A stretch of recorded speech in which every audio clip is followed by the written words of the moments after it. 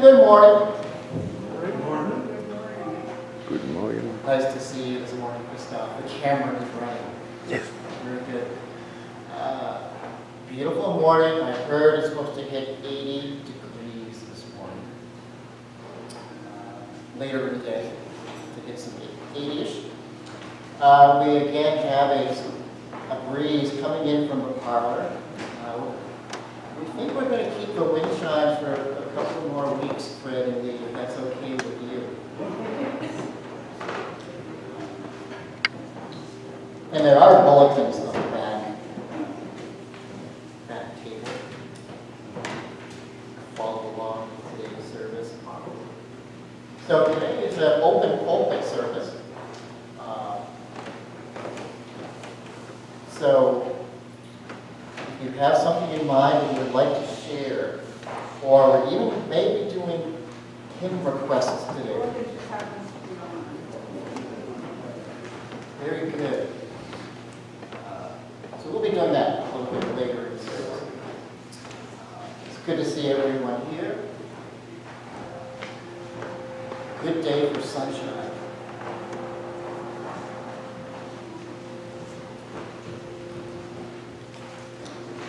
Well, the prelude this morning is titled Bron-Yr-Aur. My pronunciation may be a bit odd. We're in kind of a Welsh Gaelic theme from Coffee House last night, in gathering service last week. And this is a song by Zeppelin, which does not usually come up in a prelude or a worship service. But in this case, it was recorded in an 18th century cottage in Wales back in 1970. Robert Plant and Jimmy Page were writing music for their next album, Physical Graffiti, which this instrumental song appeared on. In Welsh, it means hill of gold. So it's our centering music meditation prelude. Picture yourself in Wales this morning. A breeze coming in, chimes in the distance.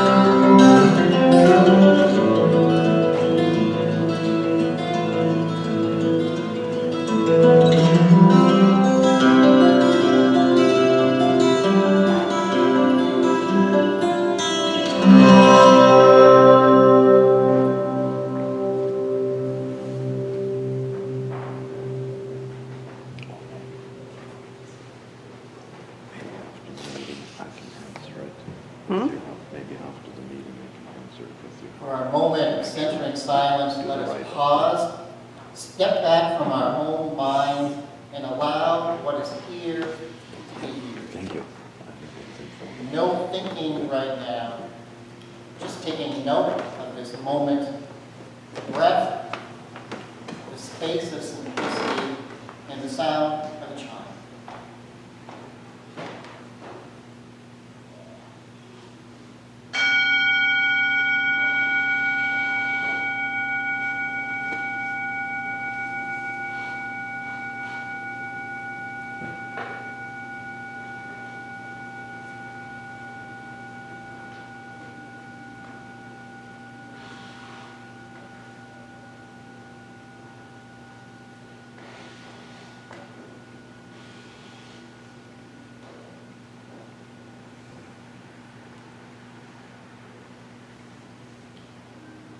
We're going to light our chalice. And Christoph, have you ever lit the chalice here before? If so, it's been a while. So please, I don't think you've forgotten the routine.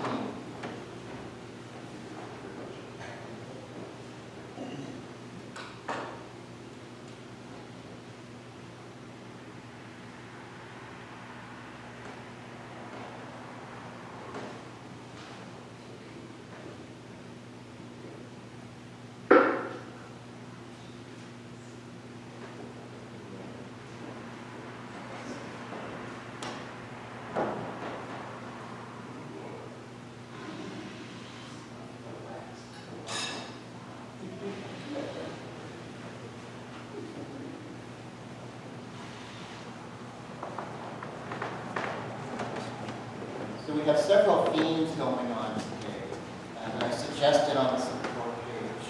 One of harvest, also one of new day and new thoughts is coming up as a service we're pieced together.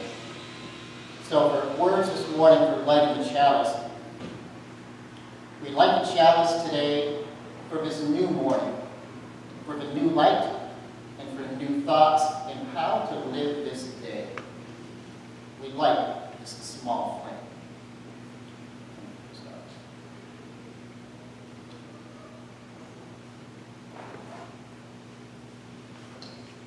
So on the altar this morning, you'll see some hydrangeas, which is my mother's favorite flower this time of year.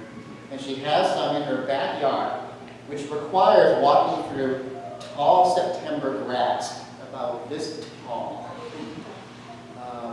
It was 40 degrees this morning, so the dew point and the wetness on the grass was peak. I did put on my rubber boots, but they only go so high. But I was determined, to get to the hydrangea bush, to bring some into today's service.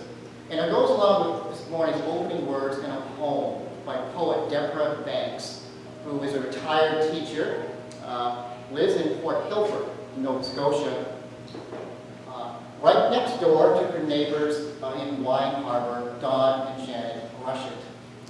And Janet allowed me to borrow this book temporarily. I've had it for almost a year now, so she and Don will be returning and probably asking for her book back. It's an autographed copy by Deborah Banks, her first book of poems. And we're reading a poem this morning called September Morning.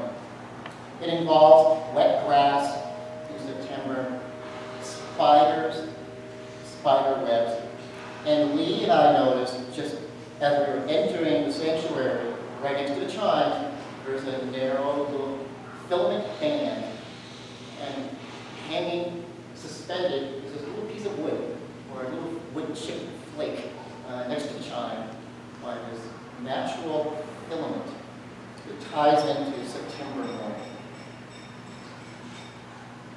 Again, picture yourself in Nova Scotia in September. This morning, the fog is lifting and the spiders have shot wires that stream light across the yard. Vast stretches of tightrope that the sun was now introducing to this new uncut day. I step out barefoot and the sharp, cold, wet grass of September fires my feet and sends me into the garden where one web is white clotted cream, tagging a line between the brown stem of tired perennials.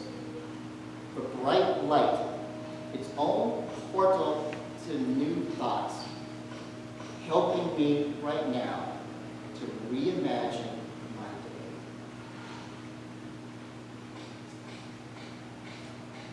I wore high boots. She went barefoot.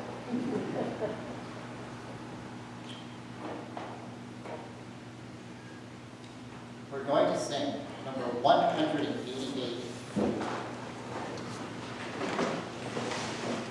This is Come, Come, Wherever You Are. It's a good in-gathering song as we start the new church year. Last week with in-gathering, today's Open-Pulpit, and next Sunday actually introducing the new theme for the church year. So this is a welcoming, and typically we sing this in rounds. Left side versus right side. But today we're going to just sing it together over and over again until we get tired. Let us stand as you are able. Come, come, whoever you are.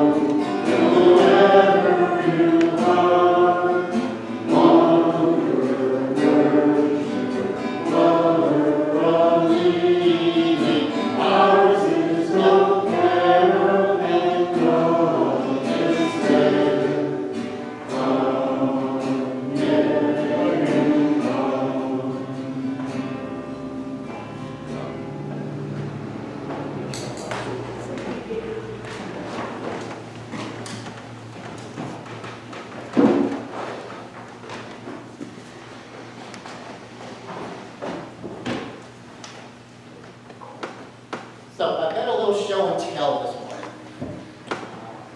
There's a fish habitat river restoration project that the Maliseet tribe has been, they're in their third year of this project on the north-south branch of the Lilies River. And they did the work on the south branch 2 summers ago. And currently, they're in front of our place on the north branch this week. So they're building in timbers and rocks and gravel piles to create a good habitat shelter for trout, brook trout, brown trout to find shelter in the river. So it requires large machinery, trucks, shovels, cranes. And as I was talking to one of the soil engineers, the biologist, and the contractor, they asked me a curious question. What is the most interesting thing you have ever pulled out of the river? Something I never really thought of. And I said, well, occasional empty beer cans, golf balls, farm machinery parts. And as I was turning around and walking back upstream, I looked down and I saw this in the river. is on the cart up here. And I'm going to try to lift this. It's about 40 pounds.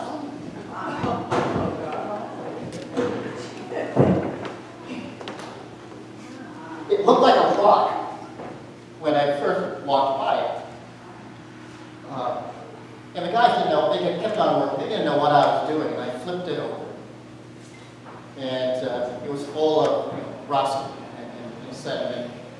And I hauled it back about a half mile up the river and up the bank to the cabin, thinking that this was one of the most interesting things I ever found in the river. So, I have no idea what this is. I showed it to someone yesterday who was doing a tour of a building.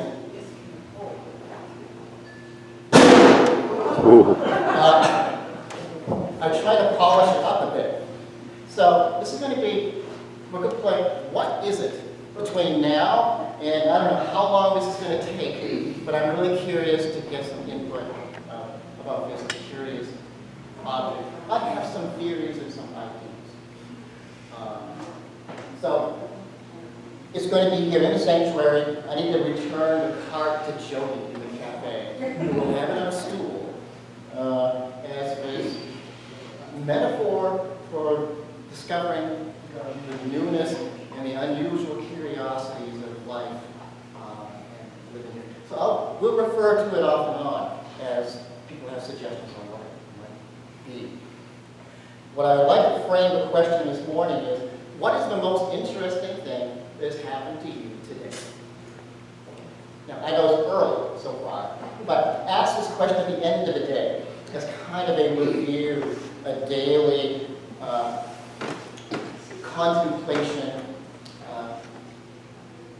of what was the most interesting thing that happened to you today, or curious thing. And it turns into a spiritual practice of thinking about things you may not have thought about or overlooked in the course of day after day as we continue our living with each other, our partners, and our next door neighbors.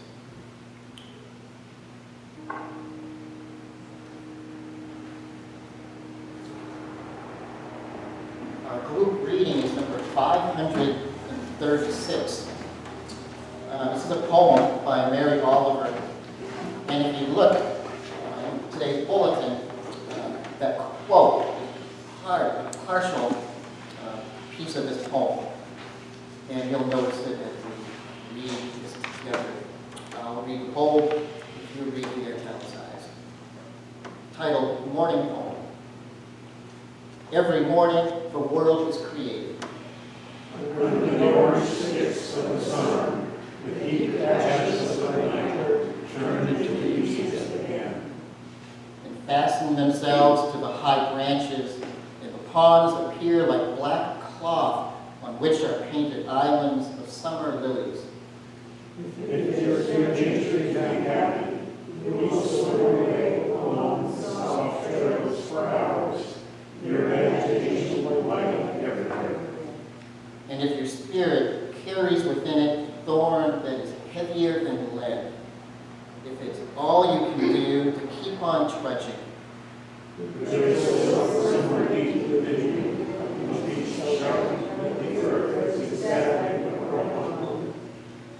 each pond with its blazing lilies is a prayer heard and answered lavishly every morning. Whether or not you ever dare to be happy, whether or not you ever dare to pray.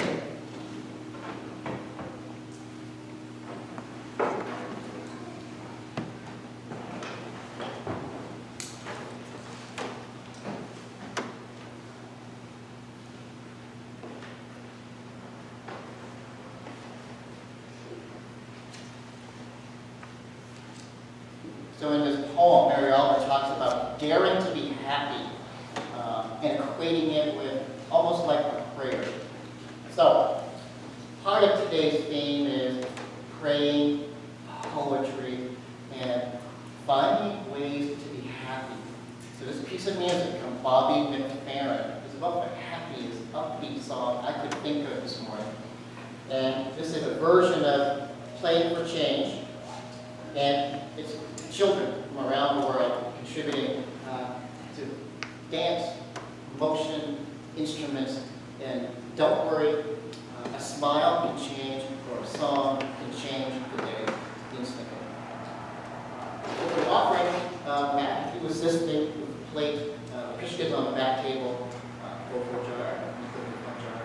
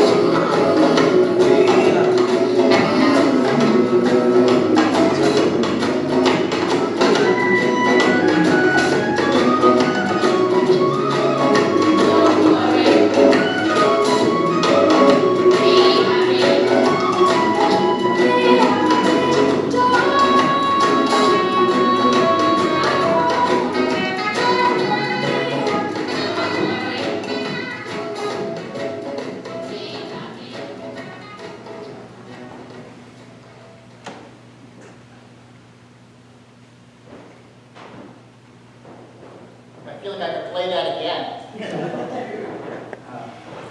Well, I couldn't help but notice the children in the next room in parlor. I wanted to be able to, I wanted to film it on my phone. The trouble was my phone was playing. The phone can only do so many things at one time. But,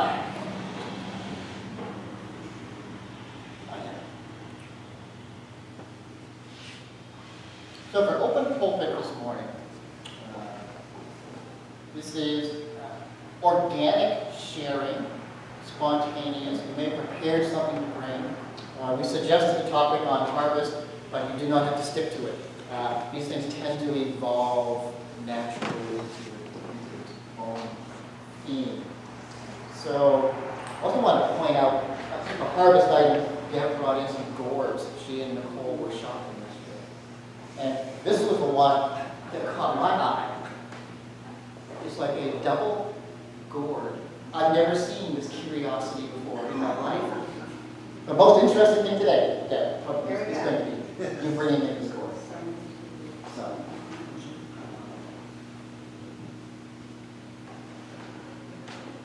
So how this works, I'm going to move the mic over, and you can come down and share a spontaneous insight, or poetry, or reading that you brought. Adjust the mic accordingly. I'm going to move my things out of here. And when you complete the sharing, there's no time limit on this, but the general rule is try to be brief to move things along. There is no gong to cut someone short. We'll allow it to play out. When you finish, there's a selection of bells and chimes on the little table. Pick one of those and just give a little ring or a little tap, and we'll move on to the next Open-Pulpit sharing. So with that, let us proceed.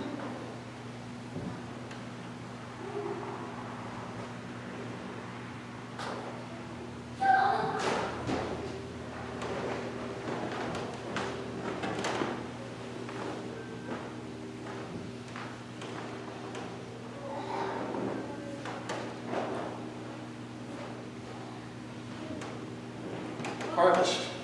Well, as you all know, I've been bringing harvesting from our garden this year. September, we're getting down to the end.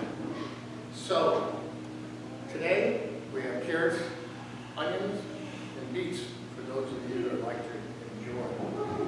If there's anything special you guys want next year, let us know, because I would love to provide anything I can to you guys, since we are family. We still have a little bit more left, winter squashes, more carrots, stuff like that. But if there's some special stuff you guys want next year that I might not eat, but I would love to grow, just get back to me. And I hope you enjoy produce.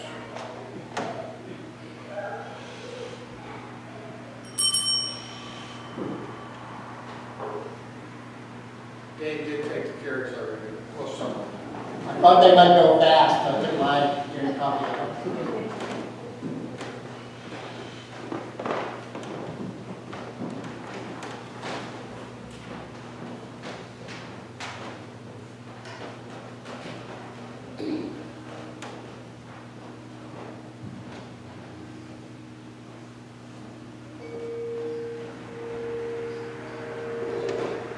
Started to get out some of my fall decorations, and I found this that I kind of forgot I had, and it goes along with what Matt's been doing.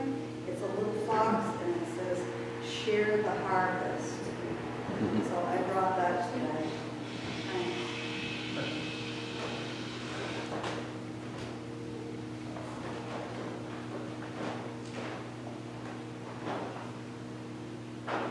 When my daughter was in school, she worked on the harvester picking potatoes. She came home one day, well, I didn't think she'd want to go pick potatoes and come after getting done working on the harvester. She said, I'm going to go pick potatoes. Mom, I'll go with you. I said, okay. Well, we go pick potatoes. We picked it up for a few of our friends and family. And that was before we found out I'm allergic to potatoes. I'm allergic to the potato field. Oh,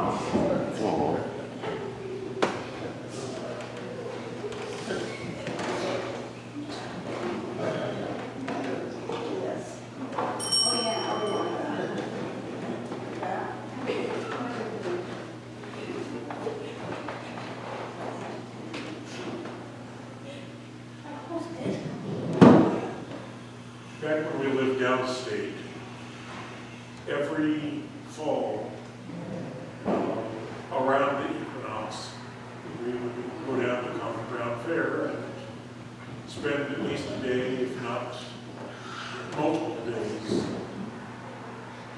soaking in the vibes of the harvest fair and all the wonderful people who attended.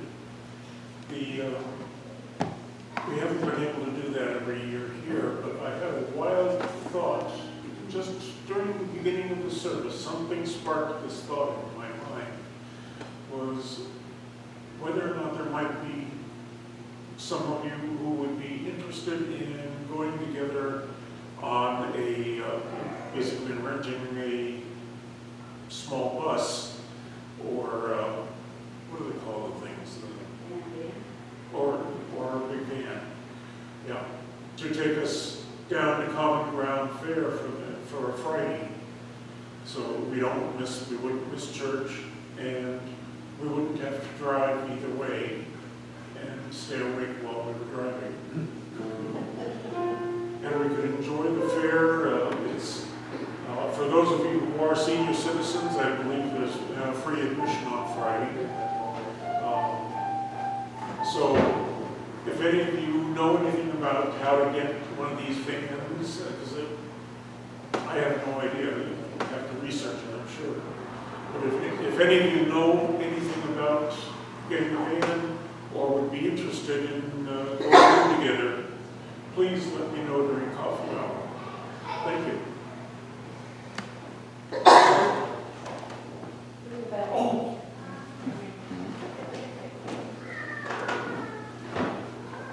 Better bring my chimes.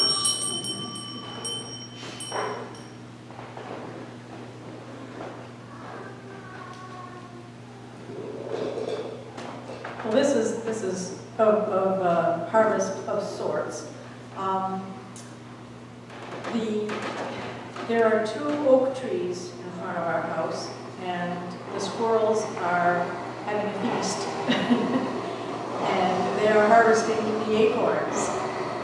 And yesterday when I was walking Elvis around, I was coming out on the side of the driveway, and I'm looking at it. It looked like somebody had pulled their car up to the side and set a bottle on the ground or something and then drove off. And I'm like, what is that? It looks like a bottle with a white label on it. Well, when I got closer, I realized it was a squirrel sitting up eating an acorn.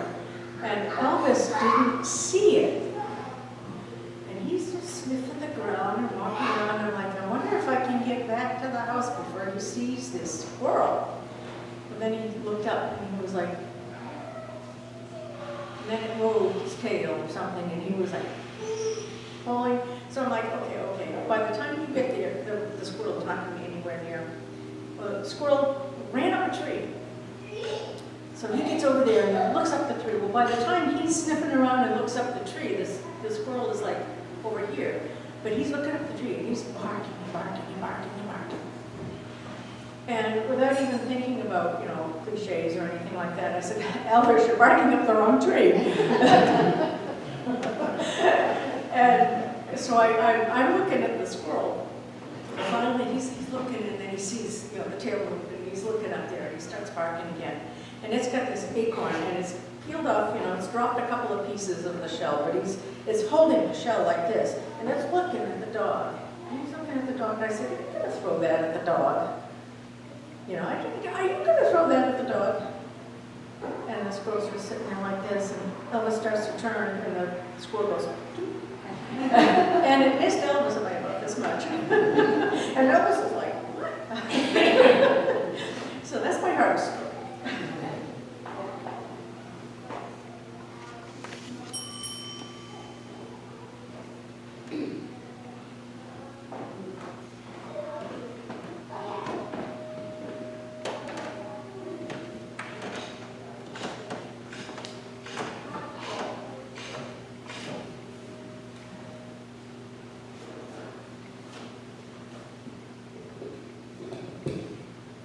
I didn't bring a harvest story. I brought a poem, which will be no surprise.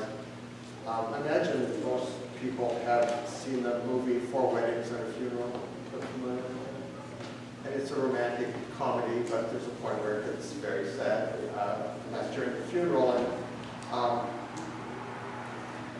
the character Matthew reads a poem at the funeral of his partner Gareth, and you'll remember it's quite a cry in the movie.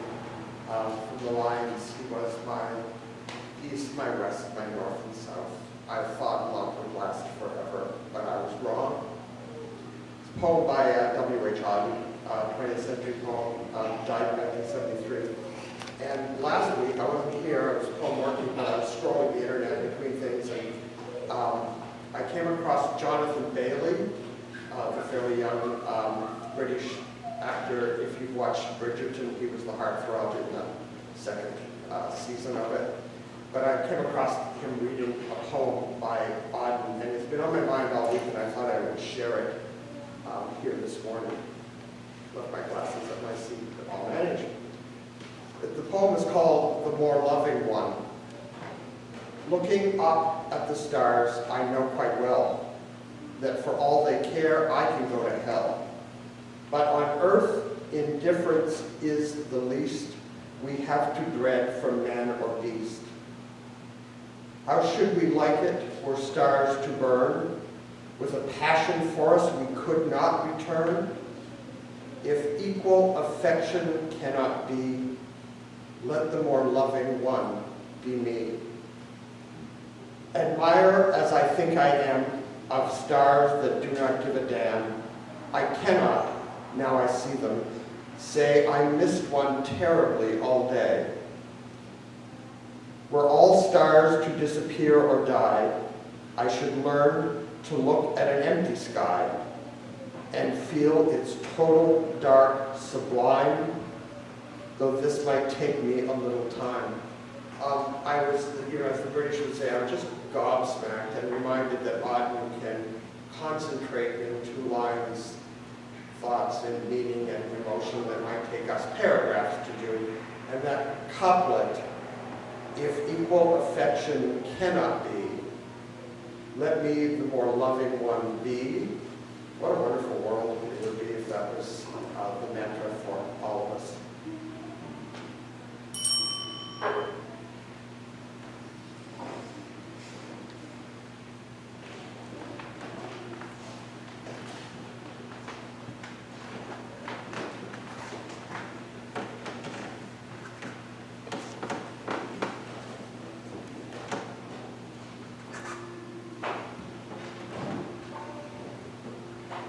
In response to your offertory, in October of '88, I was on my way driving to Connecticut to fly out to perform my brother's and his wife's wedding in Colorado. And I got down to Island Falls and realized I'd forgotten a nice lightweight coat that I bought specially.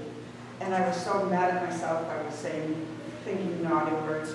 And the radio was playing, don't worry, be happy. So I illegally turned around in a place and went back home and did the hour-long retreat to get my coat, and then I was on my way.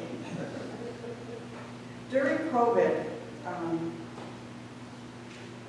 when the Congregational Church still existed, David did a study with us out on my back deck, and he chose this book, You Are the Beloved, Daily Meditations by Father Henry Nouwen, which had been put together by someone in a year-long daily reading.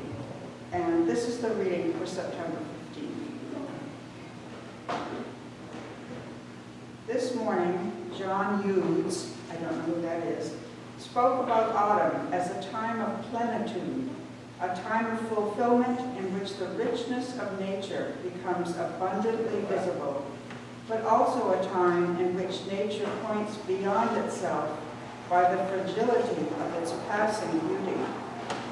When I walked out, I was overwhelmed by the beauty of the landscape unfolding itself before my eyes.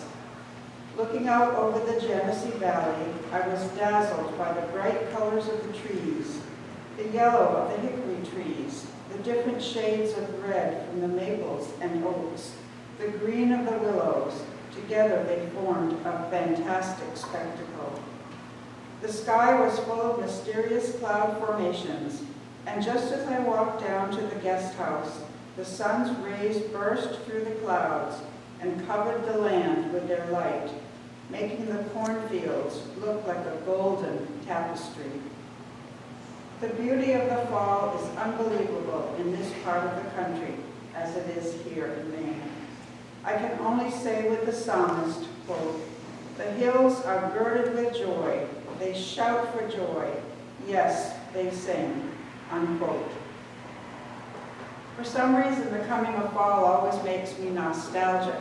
I go back in my mind to my childhood when I was about 10, and we lived in a house that had 3 big maples, and they dropped lots of leaves, which we raked into piles and jumped in and got inside our clothes, and which made my mother mad when they dropped inside the house. When I was a student at the University of Connecticut with my boyfriend, who became my first husband, the campus was so beautiful in the fall. We loved taking walks. When my own children were growing up and starting school in the fall always meant the startup of something, and getting new clothes and hearing about their days at school. When I became a pastor, there was the excitement of the startup of the church year with the children coming back and the nervousness of the pledge drive that was coming. So fall always means something special, starting up. When Jim and I signed the book 2 days after the congregation of the church disbanded, we were excited to be here in the fall for a startup of new adventures with this family. Father now goes on to say, "Weeks from now, the colorful leaves will have whirled to the ground and the trees will be bare, announcing the coming of winter and snow. It will only be a few months before all the hills will be white and the green of the winter wheat covered with a thick blanket of frozen snow. But then we can remember the rich powers hidden underneath that will show themselves again to those who have the patience to wait." I believe we all have those rich powers within ourselves to get us through the winters of our lives and the tough times. And I would like us to sing hymn number 118.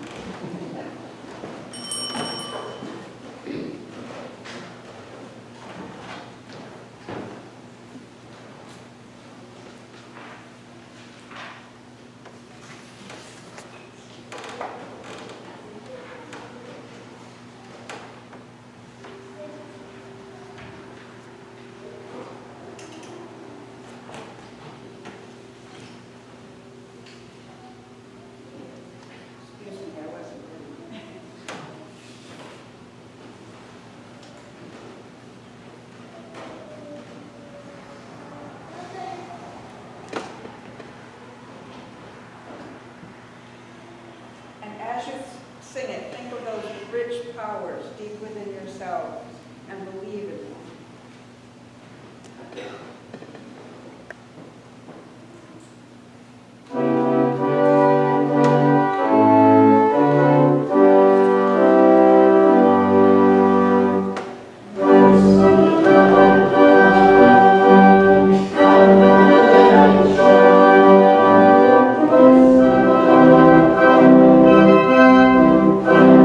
Thank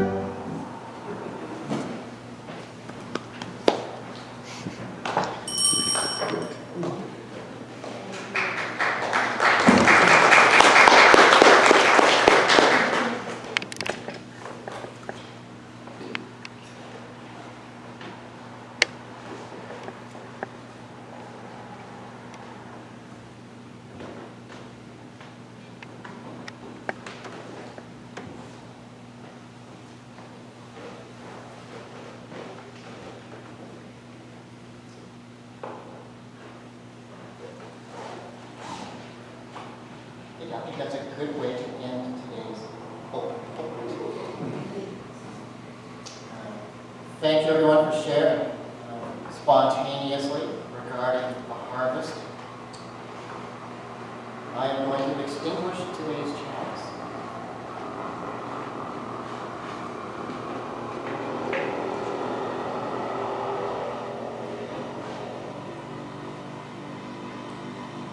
As we extinguish the chalice, let us go on with the rest of our day to proceed in love, curiosity, joy, little lights shining, leaves falling, the hills calling us to larger views and to embrace the beauty of our area and this world and this life. Amen. Amen. We want to thank everybody for tuning in today. If you'd like to show your support, please hit the like button, subscribe to our channel if you're not already subscribed, and help us out by sharing this message by clicking the share button.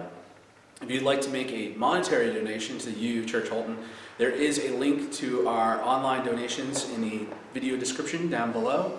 And again, thank you so much and have a blessed day.